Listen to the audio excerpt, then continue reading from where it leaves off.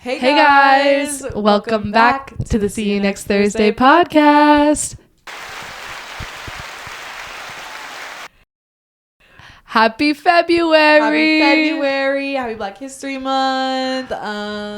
Happy shortest month of the year! Happy first month of 2026 over with! Happy Valentine's Day if you choose to celebrate. Forgot about that. Yeah. Frankie, how was your January? Oh God. How was my January? Well, it was for sure a month that happened.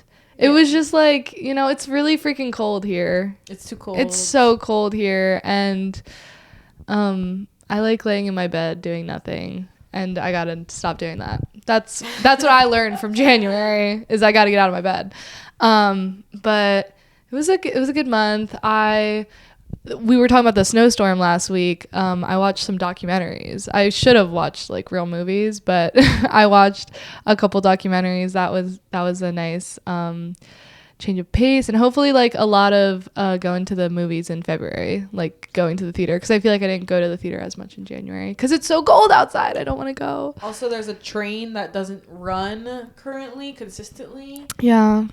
In our part of the neighborhood. Yeah, it's really like annoying. So that really stopped me from going, because even today I'm like, I don't want to leave if I can't take a train. Yeah, we love public transit over here, and Ubers are expensive. But yeah, how was your January?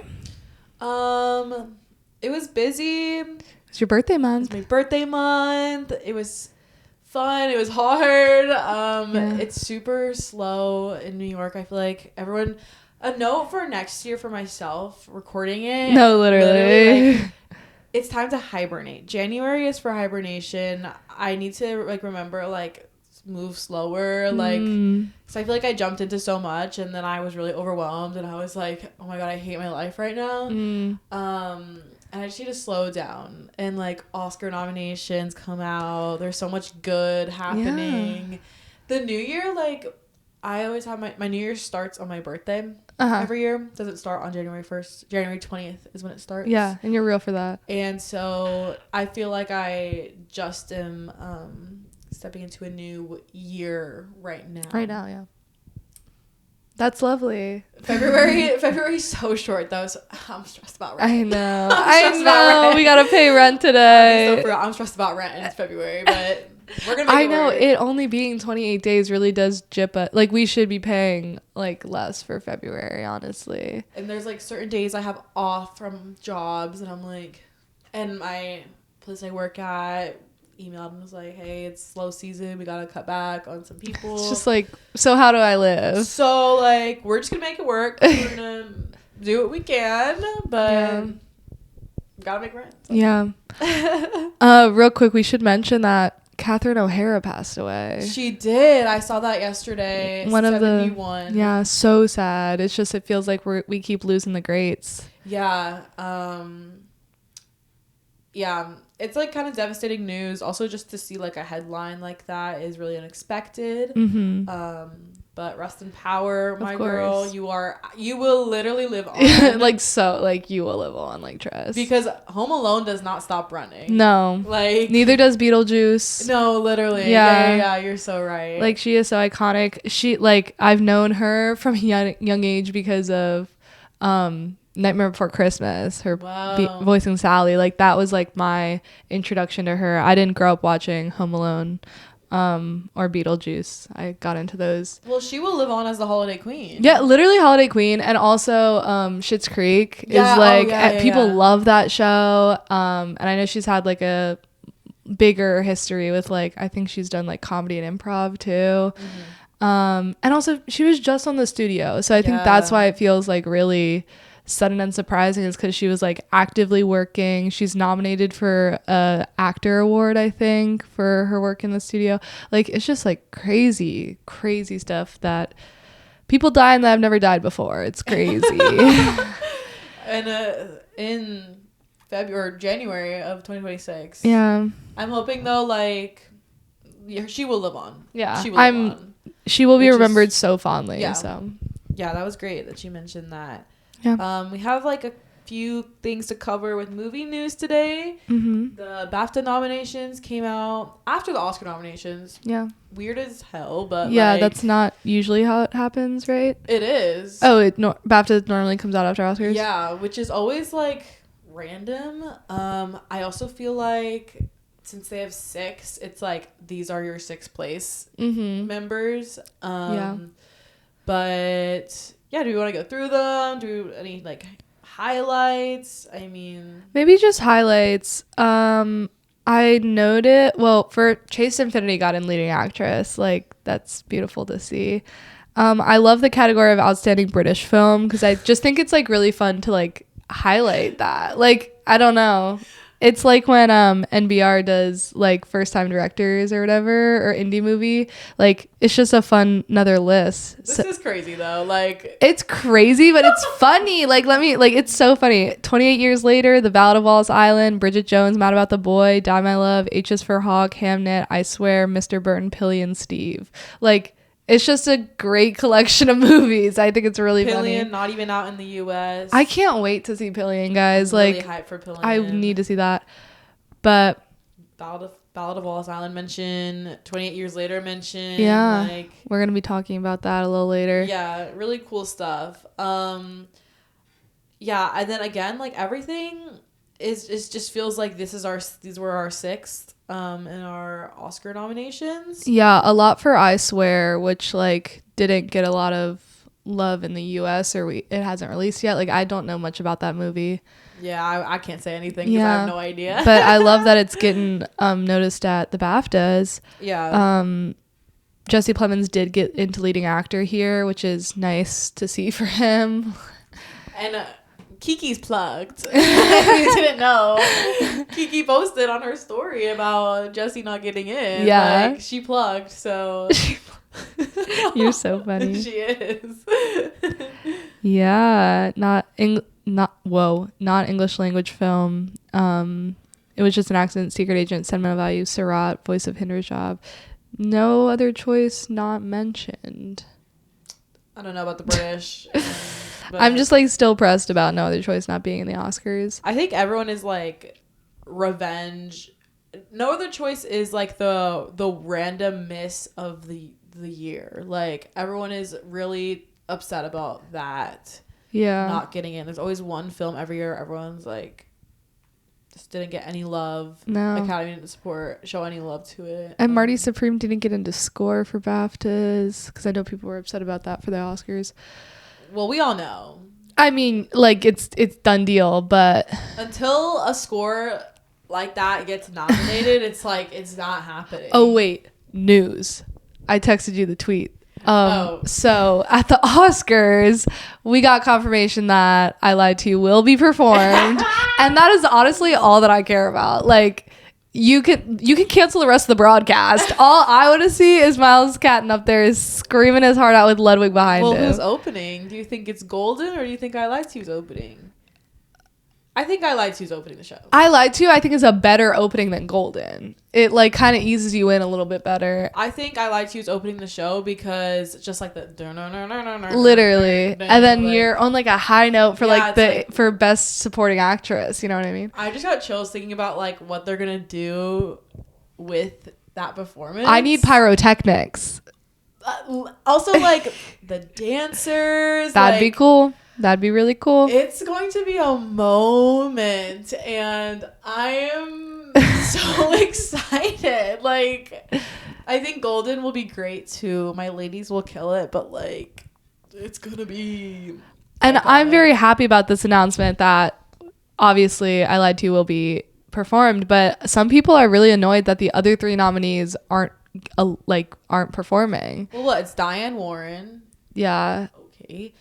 Train Dreams from Train Dreams is a really, like, it would just be a mood killer. Like, yeah. it's like not like, I don't know what to tell you. Yeah, it's just, I don't necessarily agree, but people are like, this is so disrespectful to only pick the 2 that people like the most. I'm like, people like them the most. Like, I'm sorry. Do you want to talk about Diane Warren? Like, what are you talking about disrespect? Like, Homegirl competes every year, is nominated every year, and they play in her face every year. Like, what are you talking about?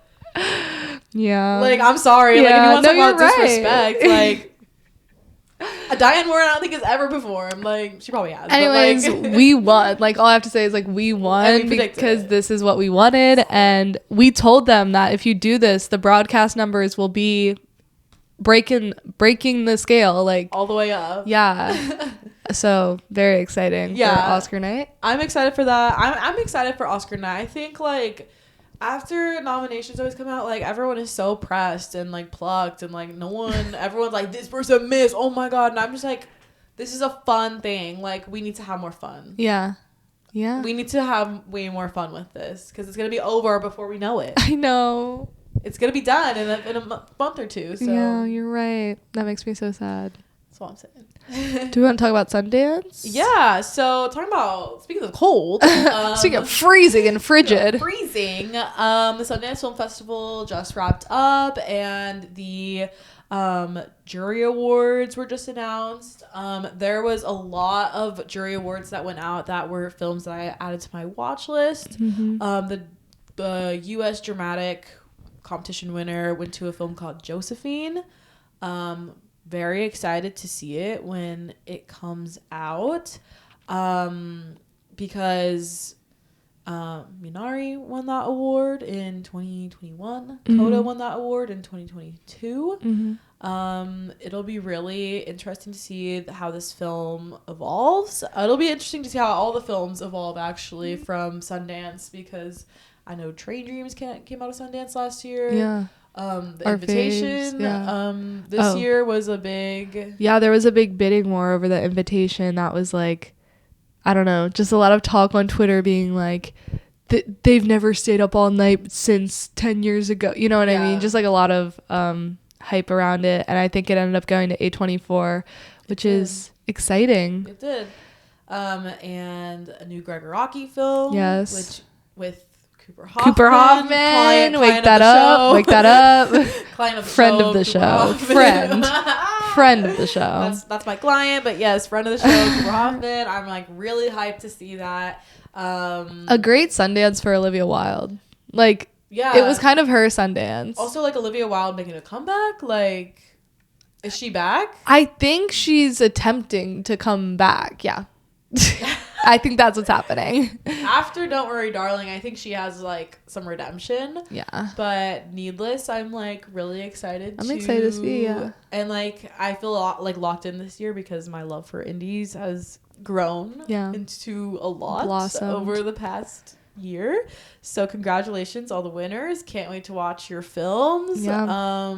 And also it's an honor. Like you never know what that will lead to. Yeah, Sundance is a really cool opportunity. And The Moment premiered at Sundance. Right. We are seeing The Moment in a couple days. So we will cover that on the pod. Excited to see Charlie's mockumentary. Like, I think it's a mockumentary.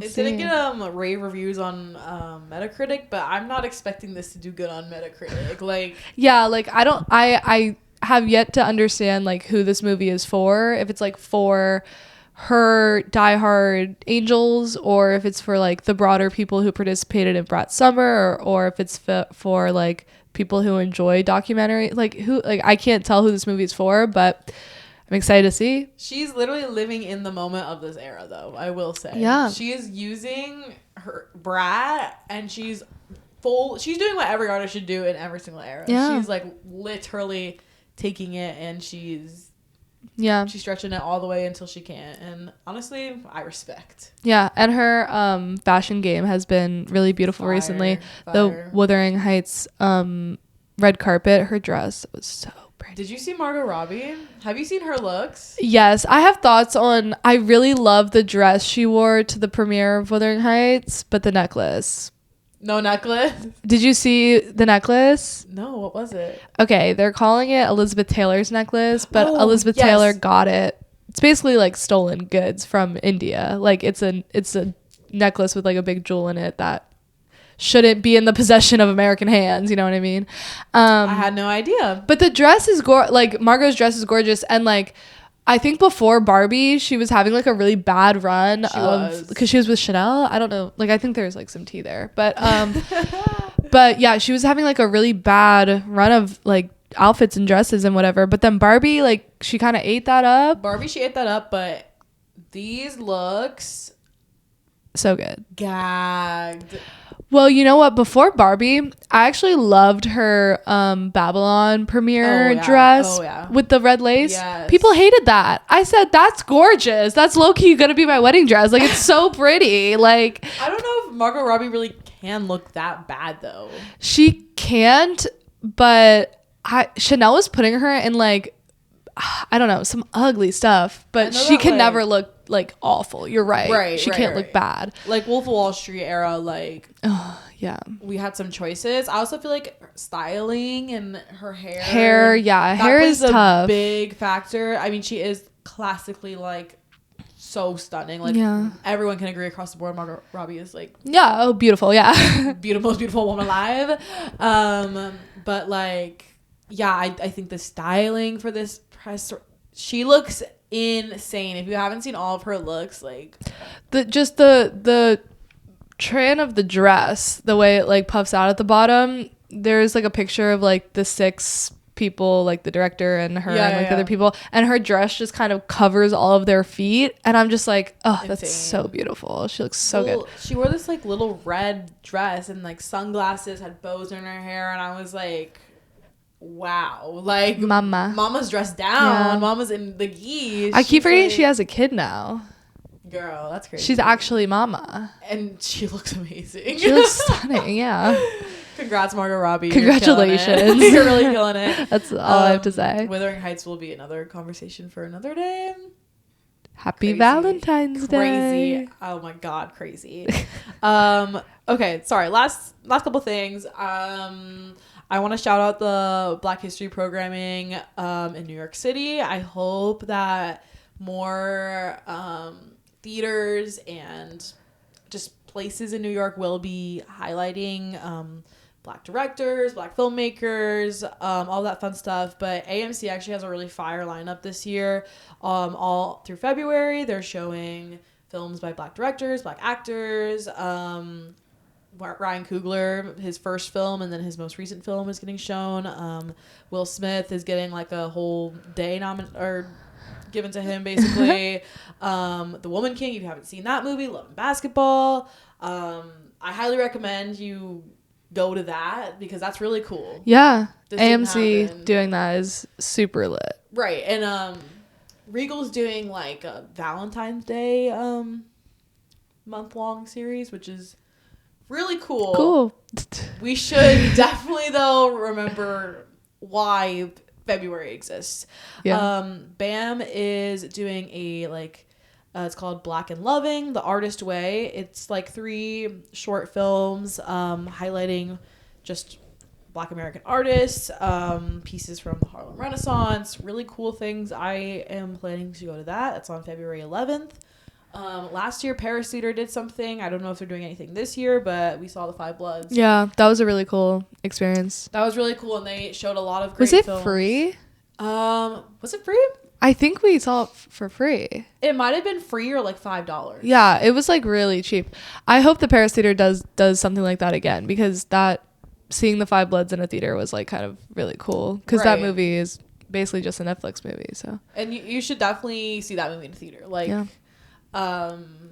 But those are the things that I found for now, other than like smaller film festivals and just like film screenings happening. Yeah. But highly recommend we all lock into that, and I hope that other theaters will be doing things. So just wanted to like put that into the ether, because I think this is the perfect opportunity to watch these films and to like honor the legacy and the work of these artists. Like, I don't know. And it's great that we're putting those things into theaters. So yeah, I know even if I can't make it to the theater that much, I'll still be seeking it out like on my own, you know? Right. Because there's a lot I still haven't seen that is a big blind spot, and I need to, fix that. Yeah, for sure. For sure. Yeah. I also want to shout out TV right now. Whoa, TV on the movie pod. I watch reality TV. Reality TV competitions, to be exact. This season of Traitors is really good. I'm getting season 1 energy, and if y'all know season 1, like that was the best season. Mm-hmm. This season is really good. Like I'm locked in. Mm-hmm. Highly recommend. Rob, I love you. I don't care what anyone says. Rob is so hot, and I'm rooting for him. He's actually killing it. Like, oh my god, he's killing it right now. So I think he's a great trader. I love that. Yeah. Drag Race. Yeah, I gotta shout out season 18 of Drag Race. This mall drag is so back. Like, we're back. Really? Is it really good? Mall drag? Yeah. It's giving like cheap, bad drag. This is what we need because drag queens got too expensive and like it's just not drag anymore. Right. We just forgot a whole subsection of drag, which is mall drag, and I really miss mall drag. Like I miss bad drag so badly. Mm-hmm. And this season is so the drag is so bad sometimes that I love it. And the girls are messy boots. So They're messy. They're so messy. I feel like we're still getting to know everyone. Jane Don't will be winning the season though. So really? Yeah, Jane Doe's winning. Okay. Is the edit like telling you that, or you like know, or like if she doesn't win, she's good at everything. Okay. She's literally good at everything. Nene Coco. I'm rooting for Juicy. I really am rooting for Juicy Love Dion. Like, I'm rooting for my dancers, Mia Starr and Juicy Love Dion. I don't know if Juicy's like the type they crown, but like, I would love if Juicy won. I do think Jane Don't will be winning though. Interesting. That's my predictions. We'll see if it changes. Interesting. I've been watching The Pit season 2. I love The Pit. I think it might be as good as season 1, but that conclusion can't be made until the season's over. Okay. And obviously we haven't gotten into any super big mass casualty incidences yet, but the dynamics are very interesting this season because like in season 1 everyone was all babies and now people are like grown doctors. I'm like, what the heck is happening? Like, it's so crazy. So if you're watching The Pit or Drag Race or Traders, comment and tell us about it because we're going to be talking about movies for the rest of the pod. Who's winning season 18? Who's winning season 4 Traders? Who's dying in the pit? Like, let me know. All those things. Is Mel winning her deposition case? Like, let me know. Like, are any of the pit people going to get Emmys this year?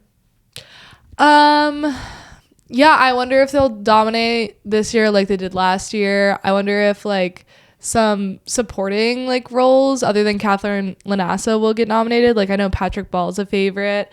I would love to see Supriya I love Supriya. Like she is a really talented actress. The Pit, sorry, let me just go off on a little tangent. The Pit like press is really weird because like they kind of only platform the white actors, and The Pit is full of like people of color, and like hospitals are full of people of color. Right. Like they run on, a diverse group of people that to help help these patients. But The Pit's like advertising is really only Noah Wyle, Sean Hannity, Catherine Lanassa, and Patrick Ball. And those are like the 4 white people in the cast.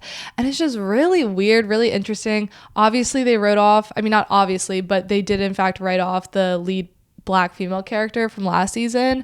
And like, that's kind of problematic. Like, we don't know why that happened, or there's just like a hole where there should be, that should be filled, and they should be platforming the actors that also deserve love, not just the white ones. Like The Pit, it's been a little weird, but I'm also very like on Twitter, so like I just notice these things. But yes, I love everyone that's on The Pit, and I think everyone should be getting the nominations and love, and not just the white people.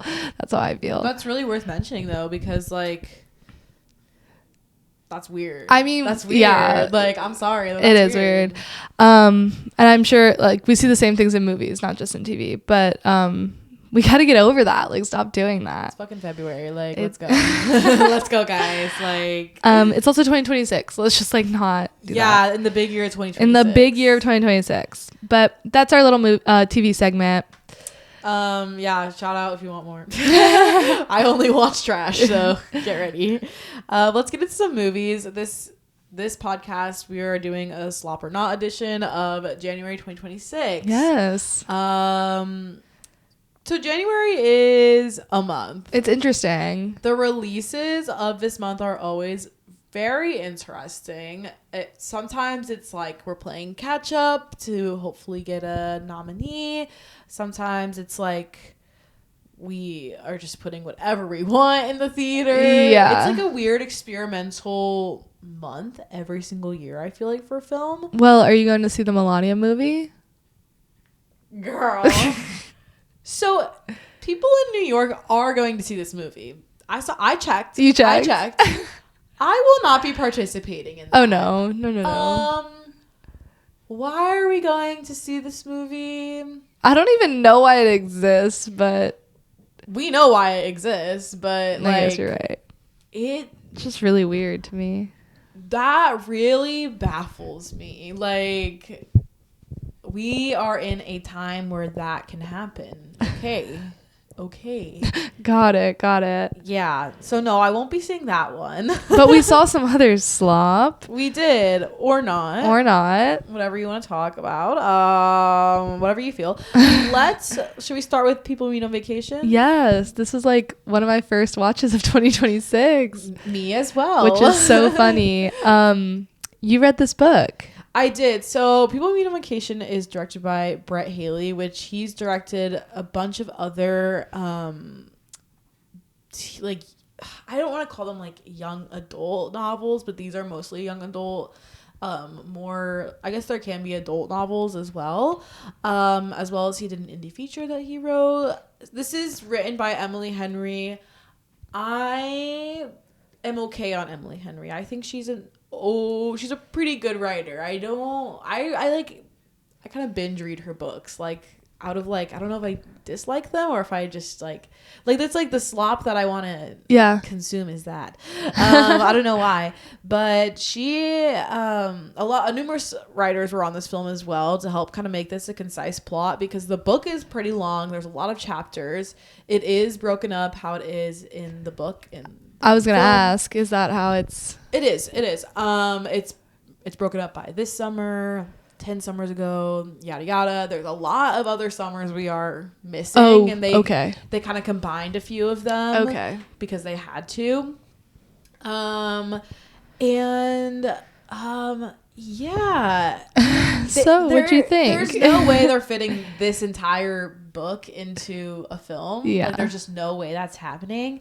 And also not to mention another one of Emily Henry's books, Beach Read, is in the process of getting adapted, which is like, that's her like most coveted. Like, that is, Beach Read is that girl. Yeah. Which all men will be directing, by the way. There has not been a woman director to be set for any of these films. So you think it'd be nice to see a woman direct these films? Yeah. Like, I feel like they would really get Emily Henry's vision for this. Mm-hmm. But I actually like this movie. Okay. I do like it. There is context we are missing as just a regular person watching the film, though. Yeah. Like, the Alex I know, you don't know. Okay, let's get into it, because I do not know. I did not read the book. Tom Blythe plays Alex, and Tom Blythe is so attractive. I know, movie. He's so hot. He's so hot. Like, I can't control myself. Like, he's so hot in this movie. And Emily Bader plays Poppy, which, like, she's so Poppy. I can't lie. Like, she's really cute too. Like, she's adorbs. She's very exactly how I pictured Poppy in my head. Oh, that dress she wears, like, I think in the, like, during the wedding. Yeah, right? It's like, oh my God. She looks amazing in this entire film. They do have a hard role of, like, having to play, like, college kids all the way to, like, people almost in their, like, 30s and, like, in stages of their life. In the book, though, I'm gonna say, this is a spoiler, but the trip does not take place in Barcelona. The wedding is not in Barcelona. Where is it? It's actually in Palm Springs, and she's doing like a budgeted like vacation. Like the what she's writing about is actually like, she's like, oh, she tells her boss, like, I'm gonna do like vacation on a budget, so she can go to Palm Springs with Alex. Oh. So that's the context we're missing that like genuinely makes the book what it is. Okay. Like, why do you think they changed it? to make it more cinematic and put it in Barcelona. Too much like explanation, I think, as to why they're staying in a hotel together, why they're in the same room together. They had to make that plot work more seamlessly, I think, and they were like, we might as well just make it that he's helping her. And then his back spasms. Was like, his back does spasm in the book. It's just they are like forced to be with each other because she like ropes Alex into taking this vacation with her. Yeah. Because of the wedding. Yeah. So interesting. It's a whole ordeal that we are missing out on that we should know about it because it is important. Yeah. But I understand from a film perspective, you have to make this seamless for our audience members. Yeah. I actually like this movie. I thought it was not awful. I thought it was like just okay. It was kind of mid for me. I thought the dialogue was a little cringe at points. And that's the book. That's the book. Okay, yeah. So that's what I mean it's by just her like, writing is Slop. But I can see how like a 14-year-old girl might like it. And that's not a jab at you, Sarah Bear. It's just like, no, I am a 14-year-old girl at heart. At heart. No, it's just like I think it's like we don't have rom-coms anymore, right? And like that's so depressing. We don't have good rom-coms anymore. So like when we do get a rom-com, it's just like, well, that's bad, but I don't think it was that bad. There were some moments that I felt were very like When Harry Met Sally. Whether that was like good or bad, I was just like, oh, that's a little like made me think of that. I really liked, there was a part where like he was carrying her, that was super cute. Their sex scene in the rain was crazy. And what if I told you in the book it's even better? Really? Yes, it's so good in the book. Oh God, it makes me like. We'll talk off camera. I want to do that. I'm kidding. I'm not gonna say that online. Bleeping that. No, yeah, like there were just some scenes that like I really did like. Also, like she is like, or they are traveling all over the world, so it is really cool to like see their relationship in these different phases and stages of their lives. Like the boyfriends she had like across the years, and then this one ex that our Alex keeps going back to or like proposes to. Really interesting dynamics there. Messy boots. Like it's like that in the book too. It's messy boots. But I just think it wasn't anything special to me. I don't think I'll be rewatching it. Yeah. Interesting to hear that. I gave it 3 stars. I think that's like a good middle point. I gave it 4 stars. It made me feel a lot of things. Also like I don't know if I didn't per se like love the book, but to see it like something you read like adapted, like honestly I was like kind of geeked. Like not gonna lie, I was geeked. When Queer came out last year and I read the book before it came out, I was like, oh my god, this is so cool. It's like, really cool. So I get it. Yeah, I agree. I think it's really cute. I think it's written how it's written for a reason. I probably just gave it 4 stars off the hype of being like, oh my god.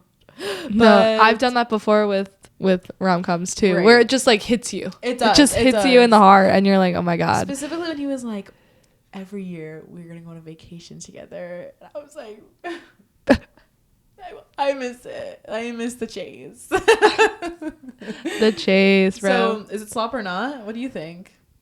I think if I need to give a definitive, I think I'm going Slop. Okay. I think I'm going not, but time will tell. Yeah. I might have a crazy opinion about this at the end of the year, so. Yeah. I mean, it's really funny that, I do my yearly ranked throughout the year. Like I make the list, like as soon as I watch my first like 2026 movie, and it's crazy that this was at number 1 for a second. This is at number 1 for like 2 weeks. Yeah. So crazy. Let's get into our next film, Primate. Primate. Let me tell you, I just had a crazy theater experience watching this. It wasn't anything like super insane, but I feel like I am not the target audience for this movie. I would not have seen Primate probably if we weren't going to talk about it on the podcast. Right. I'm glad I did because I like didn't hate it, but I felt like I just had a very reactive crowd in a way that I'm not used to, and I love a reactive crowd. Like I'm used to a lot of clapping and like gasping, but this was a lot of like people talking at the screen. So I was sitting next to someone who was like, "Oh my God, girl, why would you do that? Get out of there." And I'm like, "So she can't hear you?" And like, I'm trying to watch the film. I thought we left that in 2016. Yeah, it's just like I don't understand why we're talking at the screen. I get like, because it is like a horror movie, thriller movie, whatever. So I get like one like, "Oh my God," or like, "Damn, girl." But like having like full sentences and conversations with the characters who aren't speaking to you is like really interesting. But yeah, I had a very reactive crowd, especially like to some of the kills at the end. But people don't like gore. Am I crazy? I like it. I think you're a little crazy for liking it, but I think there's a subsection of people who do that are like you. People really don't like it though. Like normal people, I hate saying normal people, but like, no, you're right.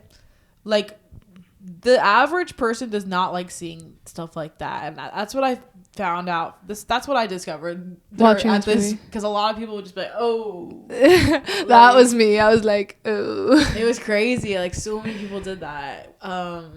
This is directed by Johannes Roberts. He did 47 Meters Down, and then he did a couple of like Resident Evil, Welcome to Raccoon City, The Strangers, Pray at Night. So like not even things in the series, just like little spin-offs in the series. Okay, Raccoon City. We have a lot of really like new young actors in this. Yeah. Johnny Sequoia is the lead character in this. This is like her breakout role, I would say. Jessica Alexander, she also is new.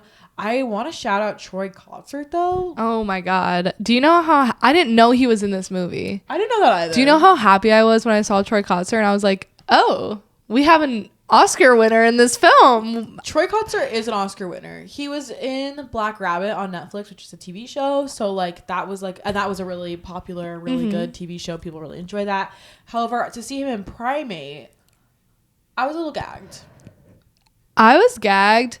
I do want to say that I think they incorporated his character's deafness within the story really well. They did. I thought that was that made the story interesting. Yeah. They like really normalized also his deafness. It wasn't like oh my God, he's deaf. Or like, "Here, meet my dad. He's deaf. We're gonna need to sign around him." It literally was just like so normal to, I mean, obviously when that's your father, it is normal, but I just felt like we don't see that a lot in movies where like disabilities are just like normal and just especially are there. Primate? Just a really random Slopuary movie that has like a really profound like incorporation of deafness in it was like kind of beautiful. And obviously it fits in with the plot at the end of the movie when he comes home and he can't hear screaming. And like that, like you said, makes the story interesting to watch. I thought that was really cool. And Troy Kotsur, love to see you on the screen. Like, how do I get you into better movies? I was gonna say I need his agency to send him some other things. Like his agency, yes. Like, really? Yeah.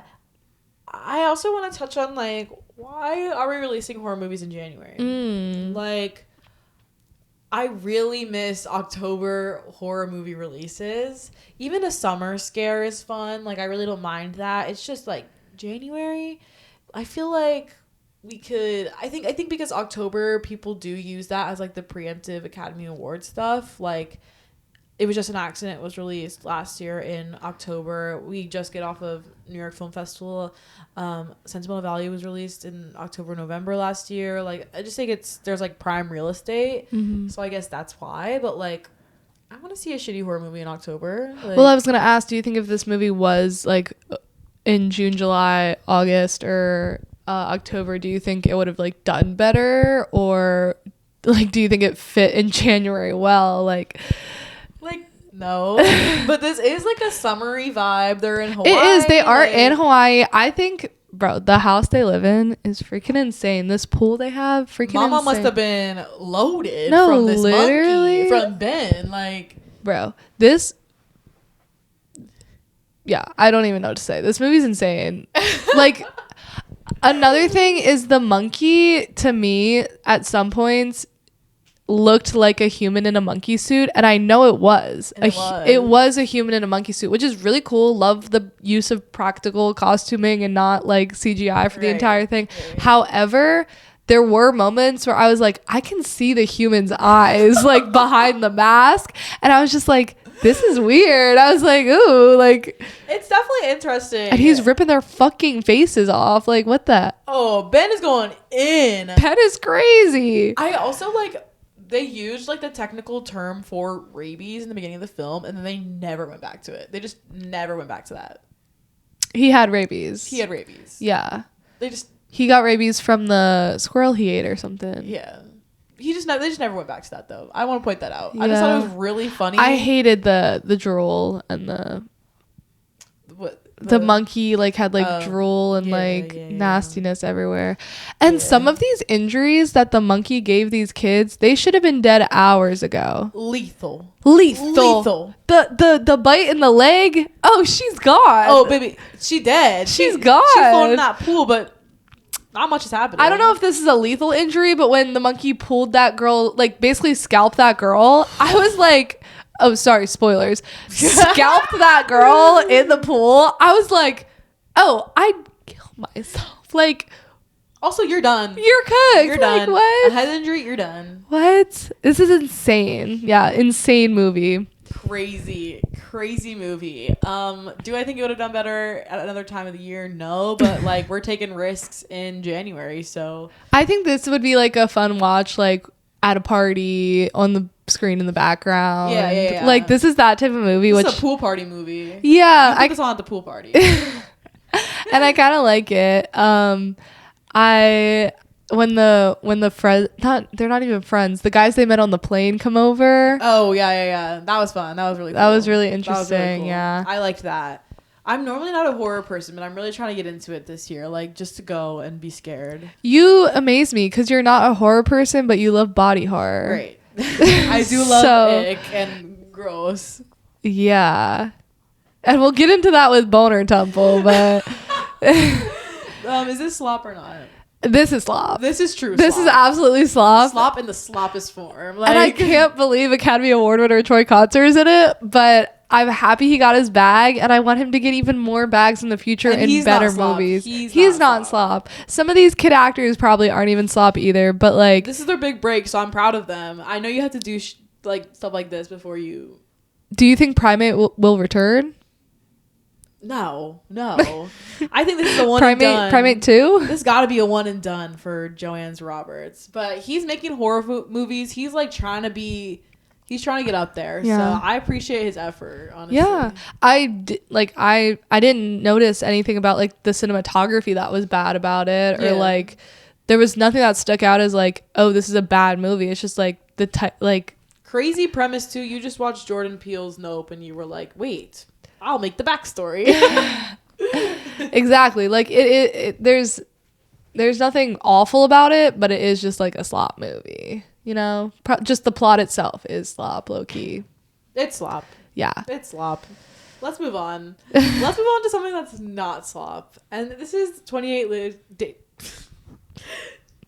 years later, The Bone Temple. Yes, female director. Black female director. Yes, Let's go. Directed by Nia DaCosta, written by Alex Garland. Jump Scare. She directed Candyman, Hedda, The Marvels, which The Marvels is historically the lowest grossing floppiest flop Marvel movie.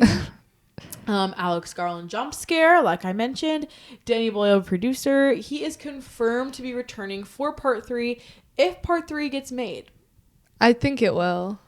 This did not do well at the box office, like at all. You're right, but I think they have to see it through. I think this is one of the most interesting franchises currently. I love this franchise. I just binge watched the entire thing to watch this movie.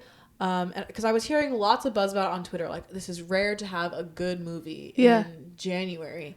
And genuinely, the stuff that's happening is so I'm intrigued. I'm ready. I'm ready to follow the entire storyline through. I'm ready to see it through. Like you're saying. I hope that they produce it through. I really hope they make it through. Yeah. I do, because I'm sure there are diehard 28 Days people. I'm going to say huge spoiler for the ending. So like, if you haven't seen it, if you don't want to be spoiled, Cillian Murphy is in the ending of this movie. Exciting. Confirmed. Like, he's back. He's back. Yeah. So that's why I'm like, if they don't make it, I'll be really sad. Yeah. Honestly. I want to see what happens to Spike. I want to see what happens to Samson. Like, I'm intrigued. I'm really interested in Samson's plotline. Let's get into it. Yeah. I didn't watch 28 Days. I watched 28 Years before we saw the Bone Temple. And I thought 28 Years was good. And like, I just thought what they did between 28 Years and the Bone Temple with Samson's like character arc was like the most interesting thing they could have possibly done, because I think it humanizes the infected in such a great way, whereas they're not zombies. They're just they're just people who low-key have like this clouded vision over their eyes. Yeah. And we see Samson's perspective sometimes. I forget whether that was in the first one or this one, but like sometimes we see their perspective and what they're seeing does not look like reality. Yeah. So like when we see Dr. Kelson like try to help him or get through to him, it is so cool to see a breakthrough there, especially when he says moon for the first time, or when he starts dancing with him, or he's just sitting there quietly just wanting a little bit of peace with the morphine and stuff. I think Samson is so freaking cool, and I hope he has like a bigger arc or final arc in the third one. Like, well, I think he will. Yeah, Dr. Kelson is like fire. Dr. Kelson's sick character, like so cool.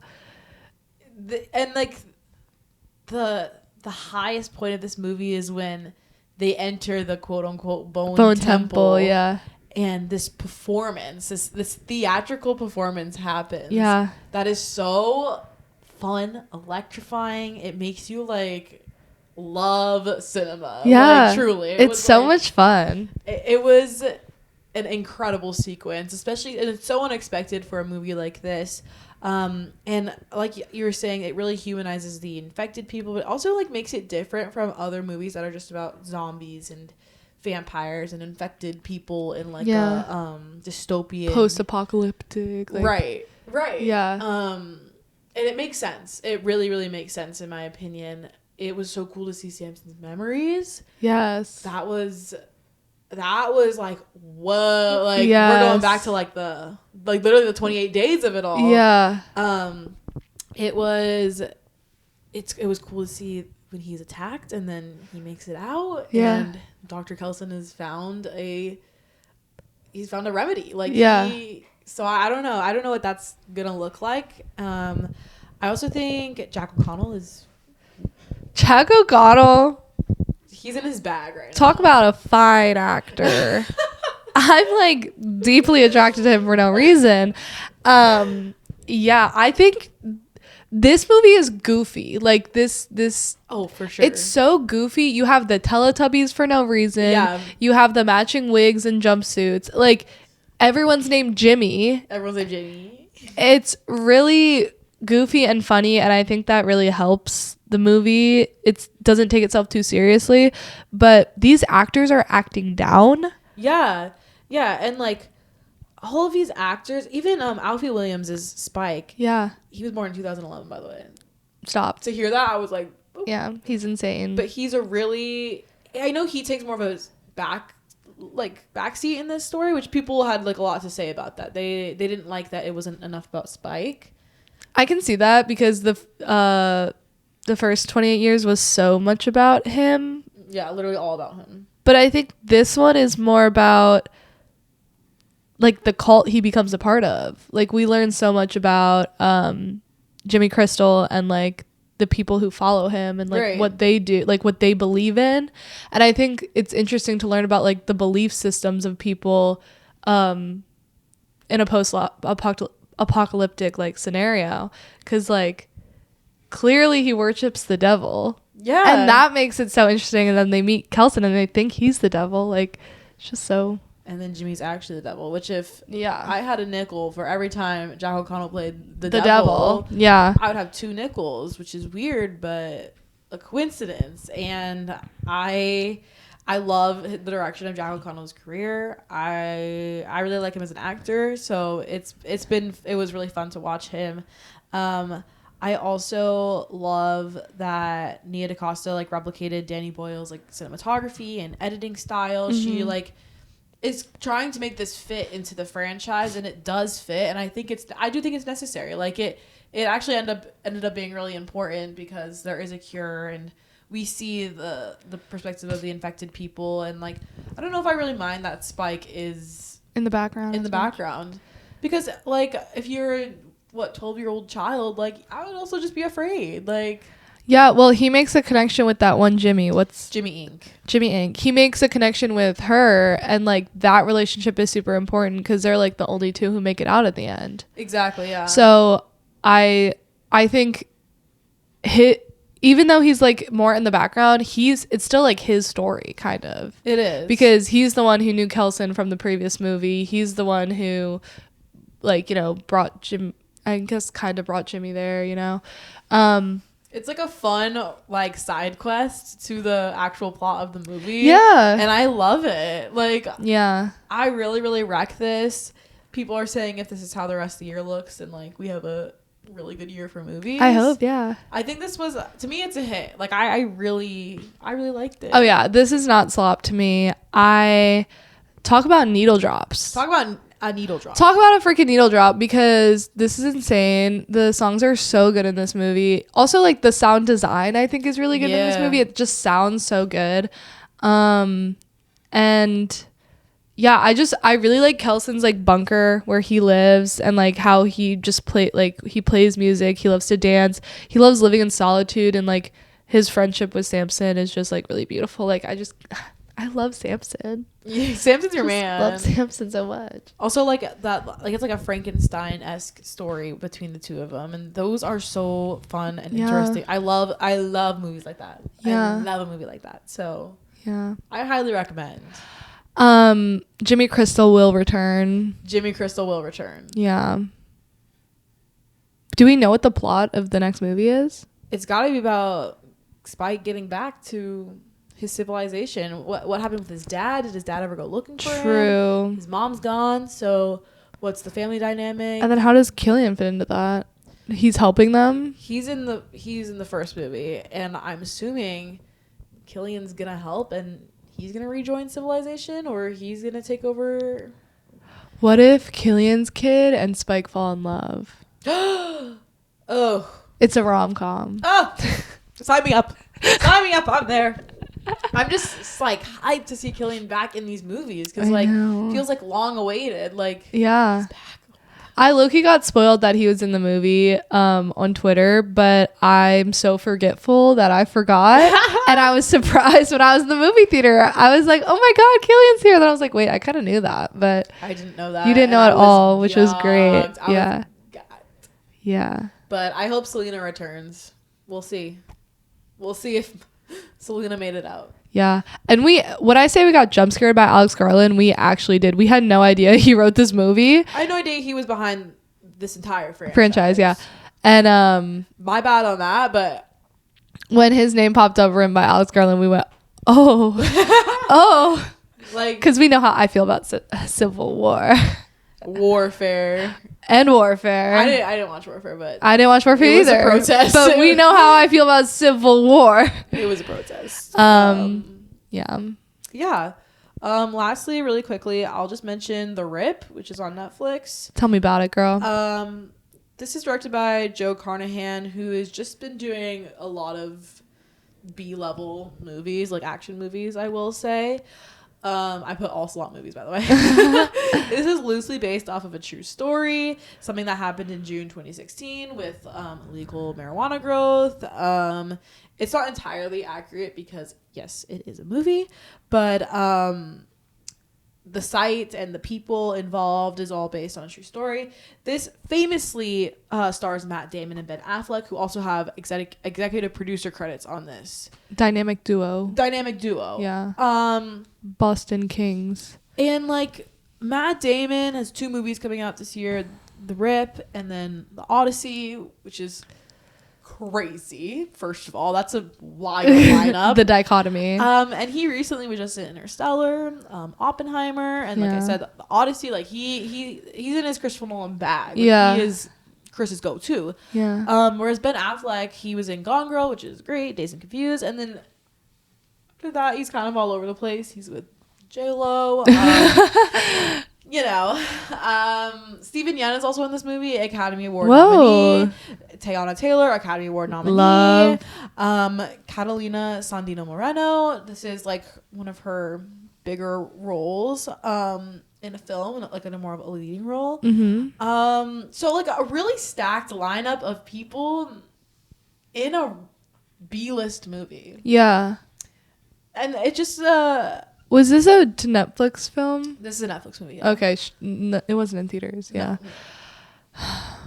Tell me about it. It feels like it's basically about I don't know if you know what a rip is, but they go and it's basically just like a quick cash grab for them to get money from like a crime scene type of situation. They have to report it to the government, all that kind of stuff. But it's like it's supposed to be an easy like thing you do on your own. You get like extra pay for it, whatever. This one ends up being like a really big rip. There's like millions of dollars in this house that they go and they find. And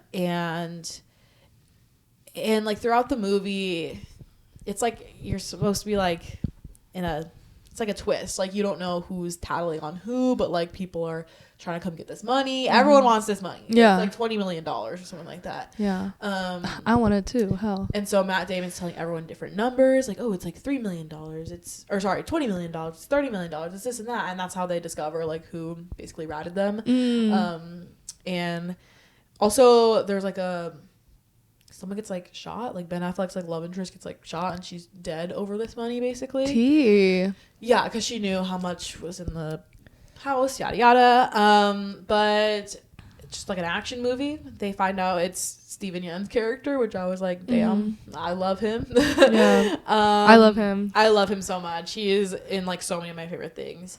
But yeah, and then everyone in the end gets to keep a cut of the money. Really? Yeah. So it's a happy ending? It's a happy ending. I mean, it is a movie, so like, yeah. I want to mention the women in this movie are randomly not present at really convenient times, aka in all of the action scenes. One of them even gets wounded during one of the action scenes, and like how the women are portrayed is not my favorite in this movie. Teyana Taylor has like a few lines. That's so unfortunate because she's such a good actress. And she is like now an Academy Award nominee. Yeah. Like might win an Academy Award. And also like it feels like cop propaganda. Yeah. Matt Damon has these tattoos on his arm, on his hands, and it's AWTGG and WAAAWB. And it stands for Are We the Good Guys? And we are and always will be. And I'm not making this up. Like, okay. And so okay, white man, like what? Oh, he also has a dead son, by the way. Oh, we okay. are and always will be is what he said to his son when he passed away. But are we the good guys? Really gets me. Think about that. Yeah. Okay, white man. No, okay, literally. White cop. Like, it's giving very like. Is this pro cop propaganda? Probably. Like, I wouldn't be surprised if it was. And like, are these the roles that Matt Damon and Ben Affleck actually want to be doing right now? Like, is this the role of their? Is this how their career is gonna go? Do they want to be in like buddy cop movies for the rest of their lives? They love each other like that, so I could see the answer being yes. However, I do think their heyday was like in the 90s. Like, definitely. like in the 2000s, like that was their heyday of like being these two young boy best friends who got some success like with their first, you know, attempt at a movie or whatever.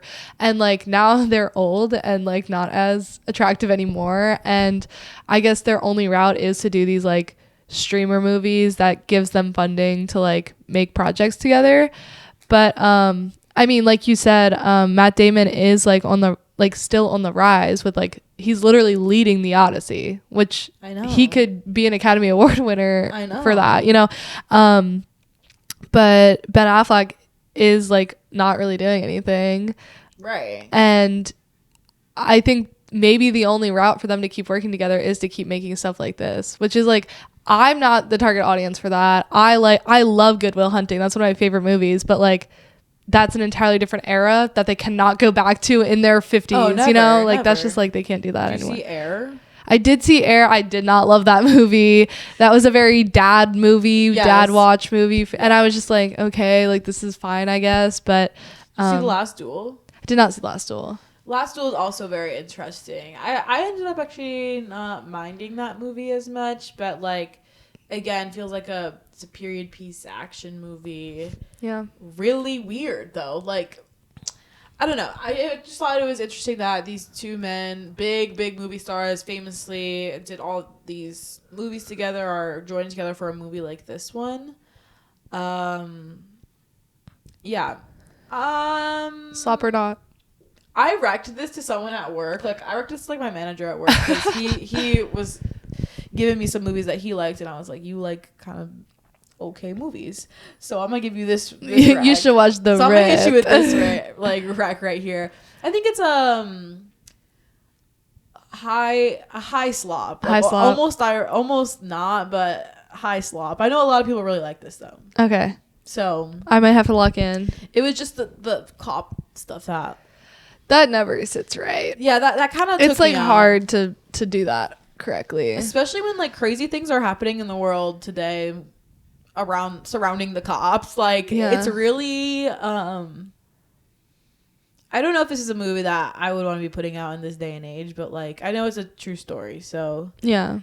Unfortunately 2016 is It's very different than 2026. yeah, and like I know everyone's like, oh, 2026 is like 2016, but like I don't think 2016 was actually all that good.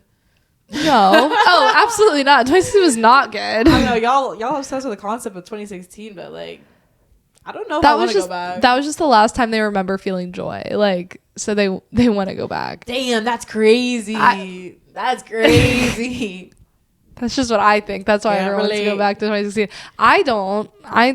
That I was 13 years old. Like, it's never good when you're 13. Can't relate. It's never good when you're 13. Yeah.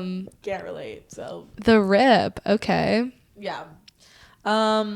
Also famously this month, Mercy released the Chris Pratt AI movie. Yeah, I cannot support that. I just simply can't. I've seen the trailer so many times. I love you, Rebecca Ferguson, but I can't do that.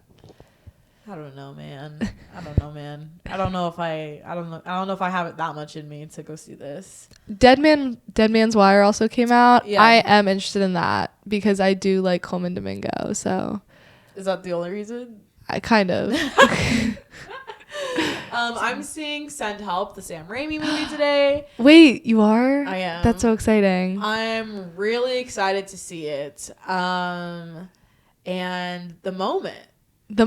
We're seeing the moment. So, yeah, just wanted to mention, as a January in whole for movies, we're trying things. We're constantly trying things. Hey, they made an attempt. We're- You gotta release something in January. We are constantly trying things every January, and I don't know if we're succeeding or flopping. Well, So, last year we got All Them Days in January. all of this. That was like, that was such a good movie to come out in January. It was so much fun. Peak of January right there. Yeah.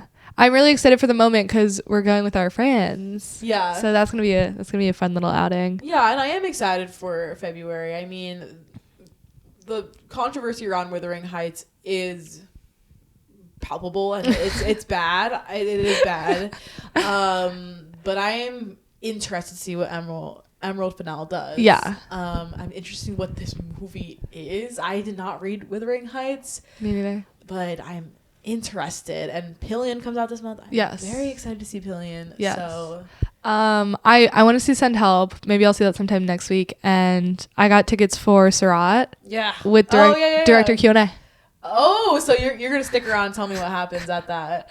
I will. Cause I famously left because I famously left because I was actually on my deathbed. Yeah. But that's gonna be interesting. Yeah. So you'll finally hear my Surat thoughts. Yes. Okay. Yeah. Surat comes out next week. No. Yeah. All right. And then I gotta get to Magellan. I'm so interested in that. Have so much fun. Yeah. Lots of fun stuff coming in February. It is. Thanks everyone for watching. Yeah. We're gonna see you next week with a new podcast app. Get excited. And comment. Subscribe, follow, do all of the things, please. All the things. Bye guys. See you next Thursday. Bye.